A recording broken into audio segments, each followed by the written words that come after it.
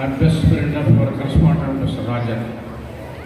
Other than all positions, national, state level, international level, எல்லாத்தையும் விட உங்கள் கரஸ்பாண்டண்ட்டுக்கு நான் நெருங்கிய நண்பன். அது சொல்வதற்கு நான் முக்கிய மகிழ்ச்சி அடைகிறேன், பெருமை அடைகிறேன். Good evening, ladies and gentlemen, and gallery of intellect who are on the dais. We are all gathered here for the Children's Paradise Metric Higher Secondary School's 40th Annual Day celebration. It's a magical day as we are celebrating, acknowledging and admiring the achievements of our institution, and it will be a memorable day for the life of students.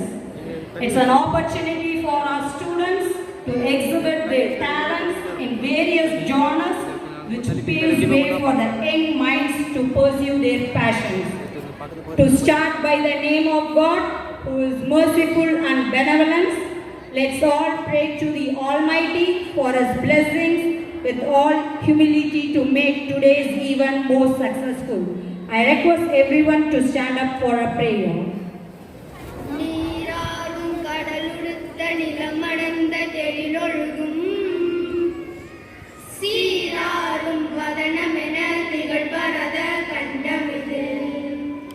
Lighting the lamp. Now the candle is passed on to our mom. Lighting the lamp. Next it is passed on to our beloved secretary, sir.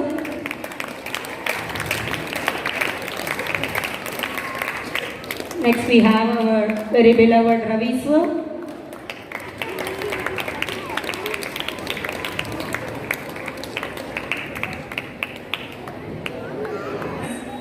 Next, let's listen to our inspirational word of our dynamic leader, our secretary, sir. He stood as a driving force on young minds to manage, coordinate, guide and supervise various activities of our school. So without his speech, there is no program in our school. So I request our secretary, sir, to take the stage and give a speech. நம்முடைய பள்ளியினுடைய 40வது ஆண்டு விழாவிற்கு வருகை தந்திருக்கின்ற professor எங்களுக்கு மதிப்பிற்குரிய ஐயா அவர்களுடைய வருகை மிகவும் எனக்கு இன்று மகிழ்ச்சியை தந்திருக்கிறது. அவருக்கும் மற்றும் நம்முடைய ஆசிரியர் பெருமக்களுக்கும் அவருடன் வந்திருக்கின்றவர்களுக்கும் பெற்றோர்களுக்கும் மாணவ செல்வங்களுக்கும் என்னுடைய இனிய வணக்கங்களை முதலிலே உரித்தாக்குகின்றேன். நம்முடைய பள்ளியானது 40வது ஆண்டு இந்த ஆண்டு விழா நடைபெற்று கொண்டிருக்கிறது.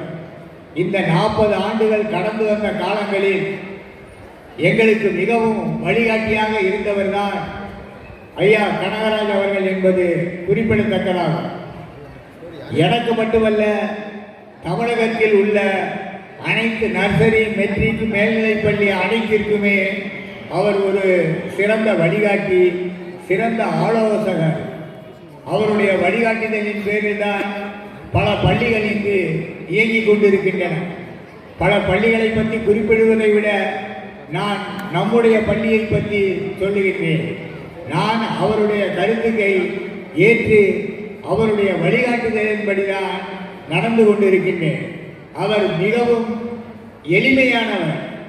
அதாவது காமராஜர் எப்படி எளிமையாக இருந்தாரோ, காமராஜர் எப்படி கல்விக்காக வேண்டி பள்ளிக்கூடங்களை எல்லாம் திறந்தாரோ, அதை போல ஐயா கனகராஜ் அவர்களும் எத்தனை பள்ளிக்கூடங்கள், அதாவது பாலிடெக்னிக், இன்ஜினியரிங், மருத்துவக் கல்லூரி, இவ்வளவுக்கும் அவர் சொந்தக்காரர்.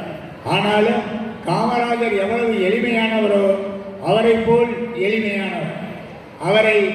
அவருடைய கல்லூரிக்கு சென்றால் எந்த மாணவனும் எந்த பெற்றோரும் எந்தவித அப்பாயின்மெண்ட் எல்லாம் தேவையில்லை, அவரை போல் பார்க்கலாம். அத்தகைய எளிமையினுடைய இருப்பிடமாக திகழ்ந்தவர் தான் அவர். அத்துடன் மட்டுமல்லாமல் கொரோனா காலகட்டங்களிலும் இந்த பள்ளியானது எப்படி செயல்படும் என்பதற்கும், அதே மாதிரி எங்களுக்கு ஒரு பீஸ் பீஸ் கமிட்டி என்று ஒன்று வந்த பொழுது இந்த பள்ளிகளுக்கு எப்படி கணக்கு காட்ட வேண்டும் என்பதையும் மற்றொரு முறை எங்களுக்கு இந்த இடப்பற்றாக்குறை ஒன்று ஏற்பட்டது. அந்த காலத்திலும் எப்படி பள்ளிகளை இயக்க வேண்டும் என்பதற்கெல்லாம் பல்வேறு வகைகளில் எங்களுக்கு வழிகாட்டி எங்களுக்கு ஒரு தன்னம்பிக்கையை ஏற்படுத்தியவர். கொரோனா காலத்திலும் சரி, பீஸ் கமிட்டியினுடைய நெருக்கடி காலத்திலும் சரி, அதே மாதிரி நிலப்பற்றாக்குறை காலத்திலும் சரி, எத்தனையோ பள்ளிக்கூடங்கள் மூடப்பட்டு விட்டன. எத்தனையோ பள்ளி நிர்வாகிகள் மனச்சோர்வுற்று இருந்தார்கள். அந்த காலங்களிலெல்லாம் ஒவ்வொரு மீட்டிங்கிலும் சரி எங்களுக்கு ஆறுதலாக இருப்பார், எங்களுக்கு தன்னம்பிக்கையை ஊட்டுவார், எங்களுக்கு ஒரு உற்சாகத்தை கொடுப்பார். அவருடைய வழிகாட்டுதல் தான் எல்லாரும் இன்று தமிழகத்தில் உள்ள அனைத்து தனியார் பள்ளிகளும் தலை சிறந்து விளங்குகிறது, சிறப்பாக நடத்துகிறார்கள் என்றால் அதற்கு நம்முடைய சிறப்பு விருந்தினர் ஐயா அவர்கள் மிக மிக காரணமானவர். ஏதோ அவர் பள்ளிக்கூடம் சிறப்பாக நடக்கிறது, வருஷத்திற்கு 10 பள்ளிக்கூடம் திறந்து கொண்டு இருக்கின்றவர்களாம் இருக்கின்றார்கள். ஆனால் அப்படியெல்லாம் அல்ல. அவர் தன்னை போல மற்றவர்களும் வளர வேண்டும், தன்னை போல மற்றவர்களும் கல்வி சேவை செய்ய வேண்டும். தமிழ்நாடு முழுவதும் கல்வியானது நல்ல முறையில் நடக்க வேண்டும். நான் பிற பள்ளிக்கூடங்களை குறிப்பிட விரும்பவில்லை. ஆனால் அரசு பள்ளிக்கூடங்களை விட நம்முடைய பள்ளியானது உயர்த்தி நிற்க வேண்டும் என்கின்ற குறிக்கோள் உடையவர். அதற்காக வேண்டி என்ன செய்ய வேண்டும் ஒவ்வொரு பள்ளி நிர்வாகிகளும்? அப்படி உயர்த்தி இருந்தால்தான் நம்முடைய பள்ளிக்கு பிள்ளைகள் வருவார்கள், பெற்றோர்கள் வருவார்கள் என்று எல்லா விதமான அறிவுரைகளையும் ஆலோசனைகளையும் எங்களுக்கு தந்தவர்தான் ஐயா கனகராஜ் என்பதை நீங்கள் உணர்ந்து கொள்ள வேண்டும். இவ்வளவு கல்வி நிறுவனங்களுக்கு சொந்தக்காரர், எளிமையானவர், மற்றவர்களை வாழ வைக்க வேண்டும் என்று எண்ணம் கொண்டவர், மற்றவர்களுக்கு உதவி செய்யக்கூடியவர், மற்றவருக்கு வழிகாட்டக்கூடியவர், எல்லாவற்றிலும் அவர் ஒரு சிகரத்தை போன்றவர். அவருடைய சிகரத்தின் வழியிலே தான் நான் நடந்து கொண்டிருக்கின்றேன். அவர் என்னை நண்பன் என்று குறிப்பிட்டது எனக்கு மிகவும் மகிழ்ச்சியாகவும் பெருமையாகவும் இருக்கிறது. அவரை போல ஒருவர் எங்களுக்கெல்லாம் தோல் கொடுப்பதனால்தான் இந்த தனியார் பள்ளியானது தமிழகத்திலே தலை சிறந்து விளங்குகிறது. இன்னும் அவர் பல்லாண்டு இருந்து எங்களுக்கு வழிகாட்டி இந்த தமிழகம் முழுவதும் தனியார் பள்ளிகள் கல்வியில் சிறந்து விளங்க, தனியார் பள்ளிகள் தன்னிகரற்ற பள்ளிகளாக விளங்க அவர் வழிகாட்ட வேண்டும், எங்களை வாழ வைக்க வேண்டும் என்று எனக்கு நண்பனாகவும் வழிகாட்டியாகவும் குருவாகவும் இருக்கின்ற நம்முடைய ஐயா கனகராஜ் அவர்களுக்கு என்னுடைய நன்றியினை இந்த நேரத்தில் தெரிவித்துக் கொண்டு, நம்முடைய நிகழ்ச்சி நிறைய இருப்பதால் உங்களிடமிருந்து விடைபெறுகிறேன். வணக்கம், நன்றி.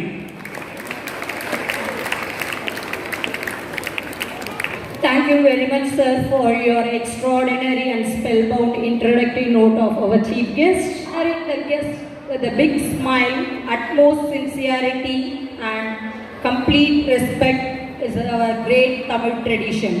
To take up such a dog, I request all the dignitaries on the dais to honor our chief guest right now with a shawl. I request our secretary sir, principal ma'am and Ravi sir and other dignitaries on the dais to honor our chief guest with a shawl.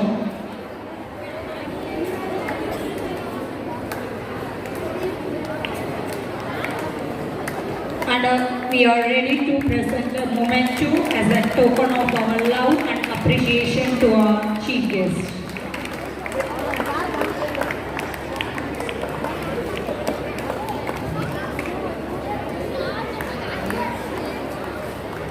Give a big round of applause.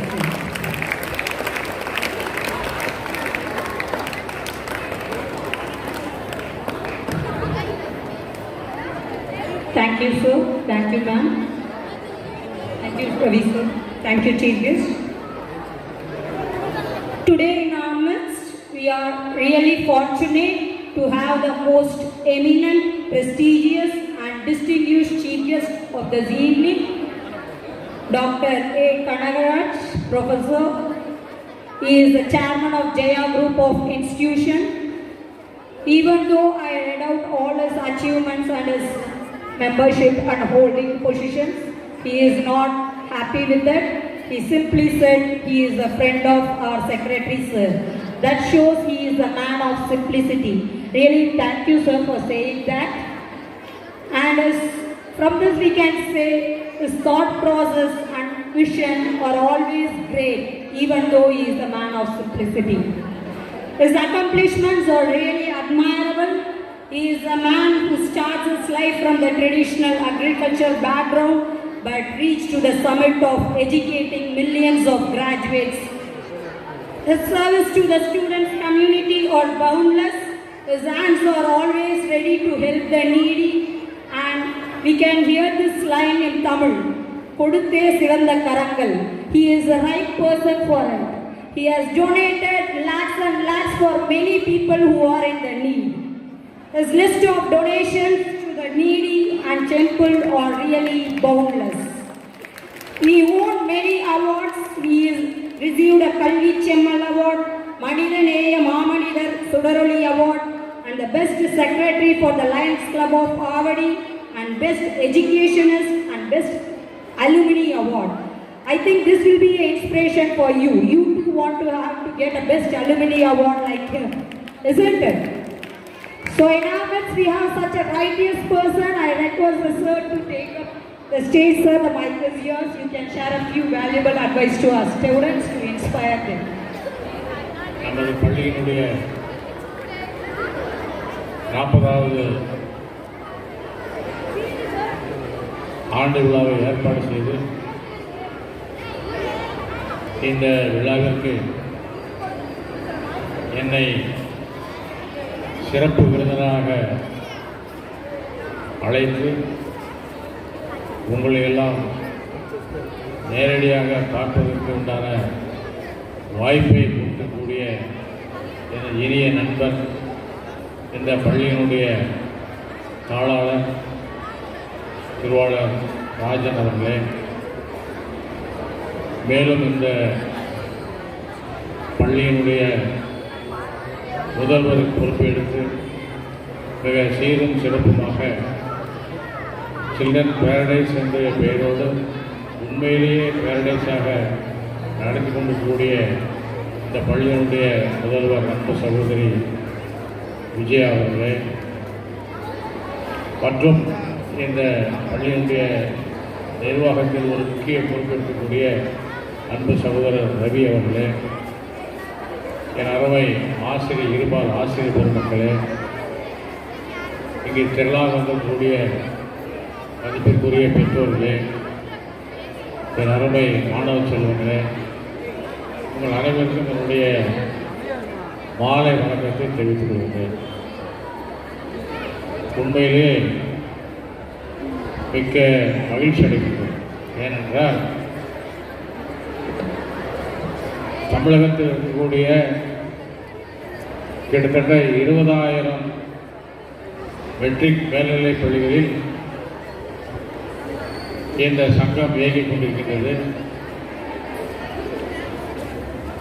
ஒருபான சோற்றுக்கு ஒரு சோர் பதக்கொண்டு போல 20,000 பள்ளிகள் இருந்தாலும் இந்த children paradise matric மேல்நிலைப் பள்ளியை பார்க்கும் பொழுது எனக்கு மற்றற்ற ஒரு மகிழ்ச்சி. அந்த அளவிற்கு இந்த பள்ளி சீரும் சிறப்புமாக 40 ஆண்டு காலங்கள் நடத்தி பல்வேறு சாதனைகளை படைத்திருந்தார் என்பதை இந்த ஆண்டு அறிக்கையின் மூலமாக நான் கேள்விப்படும் பொழுது மிக மகிழ்ச்சியாக இருக்கின்றது. பொதுவாக தனியார் பள்ளிகள் என்றால் மீடியா மக்கள் ஏதோ பணத்திற்காக வியாபாரம் நடத்தி கொண்டிருக்கின்றார்கள் என்ற எண்ணம் பொதுமக்களிடம் விதைத்துக் கொண்டிருக்கின்றார்கள். இப்படி இருக்கக்கூடிய காலகட்டத்தில் சென்னைக்கு அருகாமல் இருக்கக்கூடிய இந்த மாபெரும் நகரில் சென்னை பேரடைஸ் என்று சொல்லக்கூடிய பள்ளி இந்த அளவுக்கு சாதனை படைத்திருக்கிறார் என்றால் இது அத்துணை தனியார் பள்ளிகளுக்கு கிடைத்த ஒரு பெருமை என்றுதான் நான் சொல்ல முடியும். ஒரு பள்ளி ஆரம்பிப்பது மிக எளிது, நடத்துவது மிக கடினம்.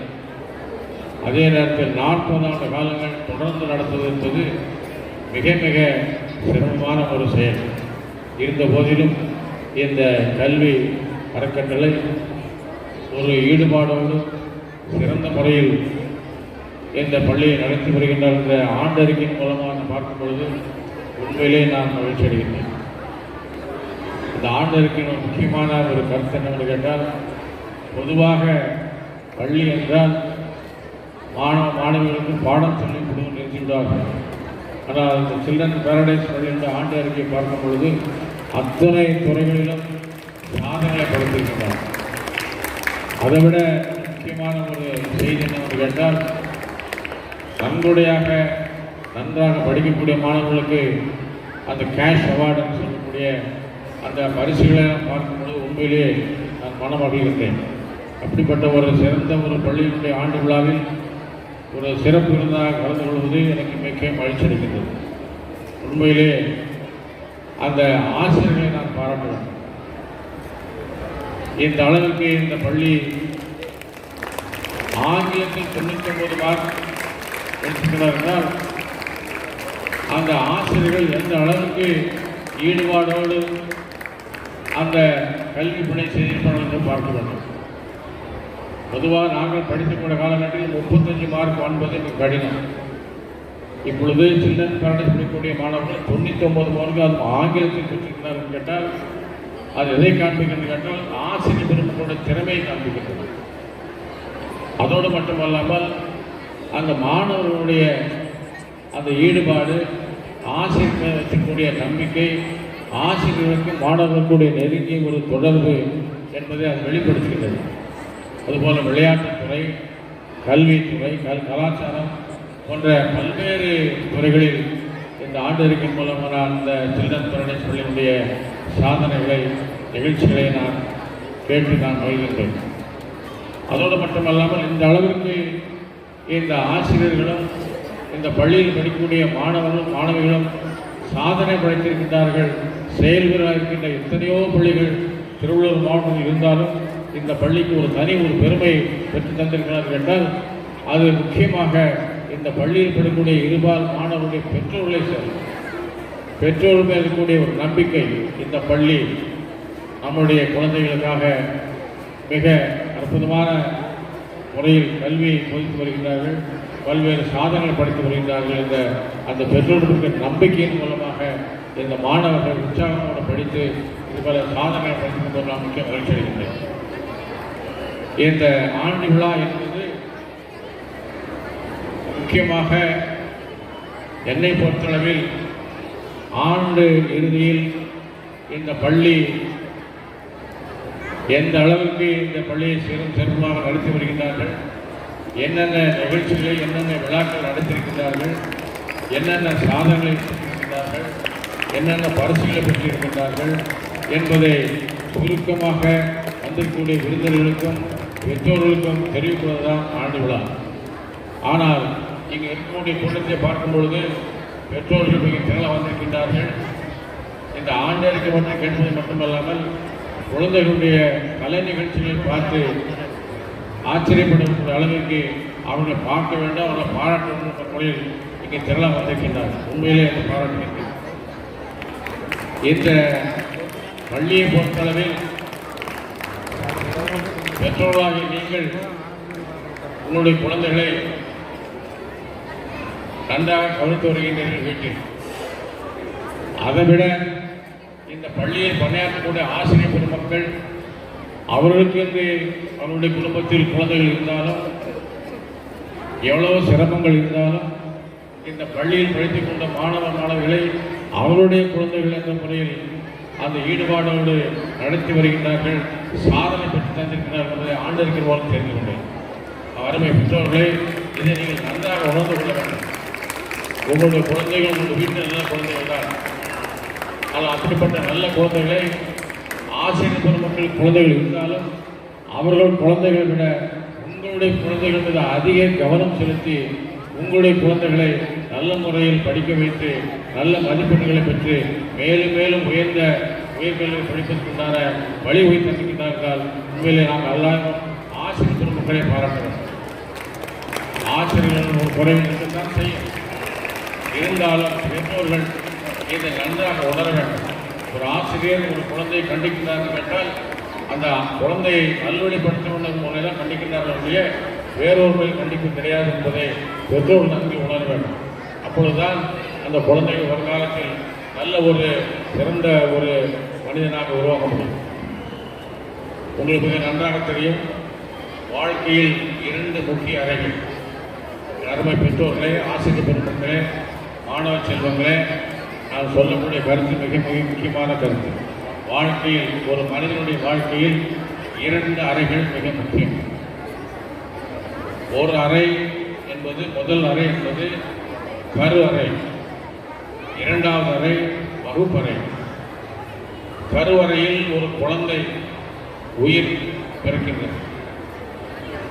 அதைவிட வகுப்பறையில் அந்த குழந்தை பிற்காலத்தில் உயர்ந்த மனிதனாக உருவாக்கப்படுகின்றார். அவை அந்த காலத்தில் உருவார்கள், நல்லவராவதும் வல்லவராவதும் அன்னையின் வளர்ப்பில்லை என்று சொல்வார்கள். இப்பொழுது இருக்கக்கூடிய காலகட்டத்தில் அன்னையும் பிதாவும் பல்வேறு துறைகளில் ஈடுபட்டிருப்பதால் குழந்தைகளை கவனிப்பதற்கு நேரமே இல்லை. ஆகவே வகுப்பறையில் பணியாற்றக்கூடிய ஆசிரியர் பெருமக்கள் மிக அக்கறையோடு அந்த குழந்தைகளை உருவாக்கி தருகின்றனர். அவை அந்த வார்த்தை இப்பொழுது நல்லவராவதும் வல்லவராவதும் ஆசிரியர் கையில் இருக்கின்ற முறையில் இந்த வாழ்த்து தர மாறி இருக்கிறது. அவை எந்த அளவிற்கு நாம் ஆசிரியர்களை உற்சாகப்படுத்துகின்றோமோ, எந்த அளவுக்கு ஆசிரியருடைய ஆலோசனை கேட்டு நம்முடைய குழந்தைகள் வருகின்றோமோ, அப்பொழுதுதான் அந்த குழந்தை வகுப்பறையிலிருந்து உயர்ந்த மனிதனாக உருவாக்க முடியும் என்பதை நாம் மறந்துவிடக்கூடாது. கருவறையில் இருக்கக்கூடிய குழந்தையை அந்த பெற்ற தாய், குழந்தையை வளர்த்து கொண்டிருக்கின்ற தாய் எந்த அளவுக்கு அக்கறையோடு வளர்த்துக்கின்றாலோ, அதைவிட அவருடைய பெற்றோர்கள் அந்த கருவில் இருக்கக்கூடிய குழந்தையை எவ்வளோ அக்கறையாக கவனிக்கின்றார்களோ, அதைவிட நாம் வகுப்பறையில் படிக்கக்கூடிய குழந்தைகளை பெற்றோர்களும் உற்றார் உறவினர்களும் ஆசிரியர் பெருமக்களும் நிர்வாகமும் இணைந்து செயல்பட்டால்தான் அப்துல் கலாமை போல, அம்பேத்கரை போல, பெருந்தலைவர் காமராஜரை போல, புரட்சித் தலைவர் எம்ஜிஆரை போல, கலைஞரை போல, புரட்சி செல்வி ஜெயலலிதா போல ஒரு சிறந்த உயர்ந்த பொது சேவையோடு இருக்கக்கூடிய எண்ணத்தோடு இருக்கக்கூடிய விவேகானந்தரை போல நல்ல மனிதர்களை உருவாக்கும். ஒரு நாட்டினுடைய பொருளாதார வளர்ச்சி இந்த செல்வத்தில் இல்லை. பொருளாதார வளர்ச்சி எதில் இருக்குன்னு கேட்டால் நல்ல மக்கள், நல்ல மனிதர்கள் இருக்கக்கூடிய நாடு தான் உண்மையிலே பொருளாதார வளர்ச்சி இந்த நாடு என்று சொல்ல முடியும். அப்படிப்பட்ட நல்ல கர்ம எண்ணத்தோடு இருக்கக்கூடிய நல்ல மனிதர்களை உருவாக்கக்கூடியதான் வகுப்பறை. அவை வகுப்பறையில் ஆசிரியர் பெருமக்களும் பள்ளி நடத்தக்கூடிய நிர்வாகிகளும் குழந்தைகளுடைய பெற்றோர்களும் மாணவ மாணவர்களும் அக்கறையோடு இருந்தால் நிச்சயமாக நம்ம நாட்டில் பல்வேறு வல்லுநர்களை உருவாக்க முடியும். அது எடுத்துக்காட்டு இந்த சில்ட்ரன் பேரடைஸ் என்ற ஒரு பள்ளி நிச்சயமாக இருக்கும் என்ற நிலையில் நான் கூறிக்கொள்கின்றேன். மற்றொரு ஒரு சின்ன ஒரு கதையை மட்டும் சொல்லி நான் என்னுடைய உரையை முடித்துக் கொள்ளலாம் என நினைக்கின்றேன்.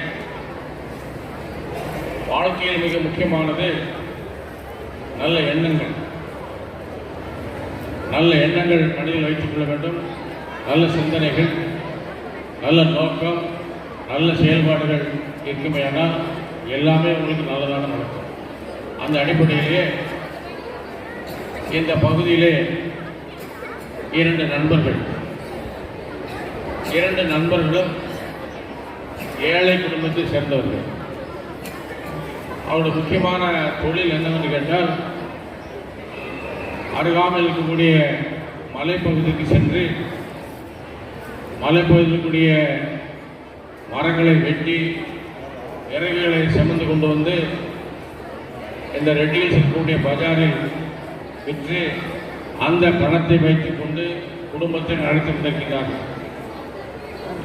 இப்படி பல ஆண்டுகளாக அவர்கள் வாழ்ந்து வருகின்றார்கள். ஒரு நாள்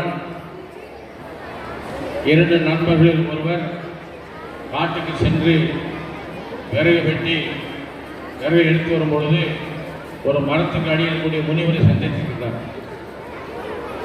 அந்த முனிவர் அவரை பார்த்து,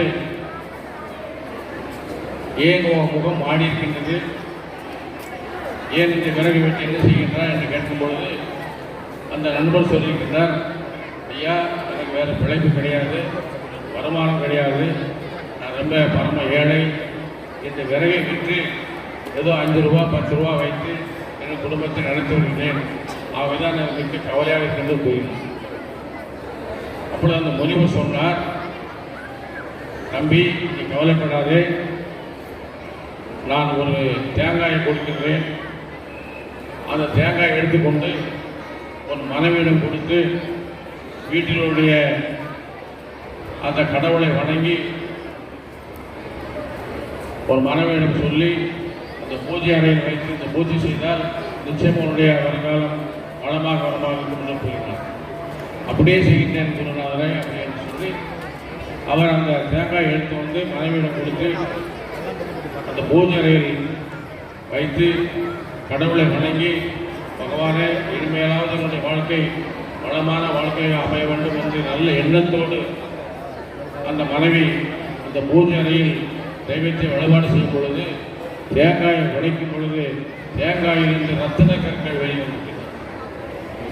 உயர்ந்து விளைவிக்கக்கூடிய ரத்தன கற்கள் வெளியே வந்திருக்கின்றன. அவர் ஆச்சரியப்பட்டு அந்த ரத்தன கற்களை ஒன்றொன்றாக விற்று அவருடைய குடும்பத்தினுடைய வறுமையை போக்கி நாளுக்கு நாள் அவருடைய குடும்பம் மேலும் மேலும் வீடு கட்டி எல்லா வசதியோடு வாழ்ந்து வருகின்றார். அப்பொழுது அவர் நண்பன் ஏழையாகவே இருக்கின்றார். ஒரு நாள், ஏன்பா நீயும் நானும் தான் காட்டுக்கு போனோம், விறகு வெட்டி சமைத்து கொண்டாந்து கொடுத்தோம், நீ இவ்வளோ பெரிய வசதியாக பணக்காரன் ஆகிய, எனக்கு வழிகாட்டு கூடாதான்னு சொல்கிறான். இல்லைப்பா நான் ஒன்றும் பெரிய சாதனை பண்ண, ஒரு முனிவரை சந்தித்தேன், ஒரு தேங்காய் கொடுத்தாரு, சாமி கும்பிட்டோம், தேங்காயிலேருந்து ரத்தன கற்கள் வந்தது, அதனால் விற்றோம், அது வந்து சம்பாதிக்க பணத்தை வச்சு வீடு வாசலை கட்டி சந்தோஷமாக இருக்கிறப்ப நீ வேணா வா, நான் முனிவரை காமிக்கிறேன்னு சொல்லியிருக்கிறேன். கூப்பிட்டு போகிறாங்க காட்டுக்கு. இந்த நண்பன் போய் முனிவரை காமிச்சு, இந்த முனிவா என்னைய மாதிரி இவனும் கஷ்டப்படுறான் அப்படின்னு சொல்லணும். அப்படியாப்பா உன்னை நெருங்கிய நண்பனா? ஆமாம் என்னோட உண்மையான நண்பன் என்று சொல்லும் பொழுது அந்த முனிவர் அவர்கிட்ட தேங்காய் கொடுக்குறாரு. தேங்காய் கொடுத்து இவன் வீட்டுக்கு வர்றதுக்கு கொஞ்சம் காலதாமதமாச்சு. இரண்டாவது நண்பன் வீட்டுக்கு வருவதற்கு காலதாமதமாச்சு. மனைவி வீட்டுக்குள்ளேருந்து தெருவுக்கு வர வேண்டியது, எட்டி பார்க்க வேண்டியது, திருப்பி வீட்டுக்குள்ளே போக வேண்டியது, திருப்பி வர வேண்டியது, கணவர் வரலையா கணவர் வரல எட்டிட்டு ஏங்கி காலதாமதாக வந்த கணவரை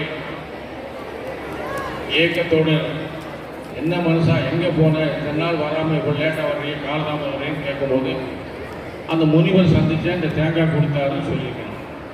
இந்த தேங்காயை பூஜையில் வச்சு சாமி கொடுத்தா நமக்கு நல்ல செல்வம் வரும்னு சொல்லியிருக்கேன்.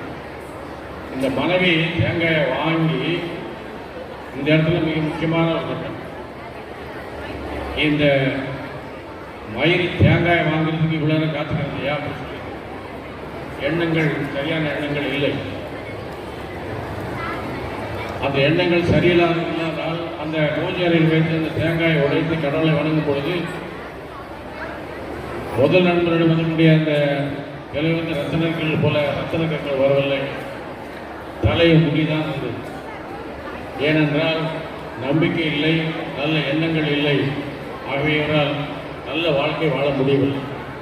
ஆக நறுமை மாணவ செல்வங்களே, பெற்றோர்களே, வாழ்க்கையில் நாம் முன்னேற வேண்டும் என்று கேட்டால் நம்மிடம் இருக்கக்கூடிய எண்ணங்கள் நல்ல எண்ணங்களாக, சுத்தமான எண்ணங்களாக இருக்க வேண்டும். அப்படி இருக்கும் பொழுதுதான் நம்முடைய வாழ்க்கையில் முன்னேற முடியும் என்பதற்கு இந்த சிறு கதை உங்களுக்கு எடுத்துக்காட்டாக இருக்கப்பட்டு நான் கருதுகின்றேன். மற்றொன்று ஒரு சிறு கதை. சுவாமி விவேகானந்தர் தினந்தோறும் காலையில் நடைபயணம் போவது வழக்கமாக இருக்கின்றனர். ஒரு நாள் காலையில் அவர் நடைபயணம் செல்லும் பொழுது அருகாமல் இருக்கக்கூடிய புழல் ஏரி இருக்குமாறு அந்த ஏரியில் உங்களை மாதிரி மாணவர்கள் உடைந்த முட்டையை ஓடவிட்டு அதை சுடுவதற்குண்டான பயிற்சியை நடத்தியிருக்கிறார்கள். ஆனால் அந்த முட்டையை சுட முடியவில்லை. சுவாமி விவேகானந்தர் பார்த்து, என்னப்பா செய்றீங்க கேட்குறப்போ அந்த குழந்தைங்க சொல்கிறாங்க, நாளைக்கு போட்டி இருக்குது, அந்த போட்டிக்கு நாங்கள் பயிற்சி அடைகிறோம், எங்களால் அந்த ஓடையில் ஒரு முட்டை எங்களால் சுட முடியல அப்படின்னு சொல்கிறாங்க. சுவாமி விவேகானந்தர் சொல்கிறார், அந்த கையில் வச்சுக்கூடிய அந்த துப்பாக்கி என்னோட கூட நான் சுட்டு காமிக்கிறேன்னு சொல்கிறேன்.